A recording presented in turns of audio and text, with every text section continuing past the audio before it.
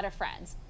Not all of us are as successful, and it's not because of the government, it's not because of our gender, it's not because of our race, it's because of our individual work ethic and where we want to take our own careers. And some people are, my sister works a 9 to 5 and she loves it and she is happy making whatever that provides her. I went and became a doctor. I do this as part of a career, and I'm building out other veterinary stuff because I have a work ethic that's just different than some people, and there's nothing that the government can do to instill that or provide that to someone. You have it or you don't, and that's individuality, and that's okay. But understand that because of our individuality and our work ethic, and that's whether it's a black woman, black women, white women, black men, gay men, whatever it is, you can have 5 white women at a table, their work ethic is going to be different from each other, and that's okay, and nobody can correct for that. But at the end of the day, you're taking a very surface level approach to a historical and complex issue. So at the end of the day, we can look at like wealth disparities, right? So the average median income for white families is 11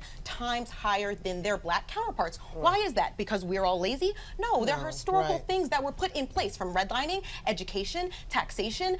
We can go back into the corporate realities. At the end of the day, you're talking about how you understand wealth is based heavily on private property. So when you think about this, you know, you have this group of people who have not owned, we have been private property for longer than we've been able to own our own private property. That's how you translate wealth. You are able to turn that down over and over. And even for working class whites, we were left out of New Deal era policies, for example, unemployment. 45% of African Americans and 87% of African American women did not have access to those things.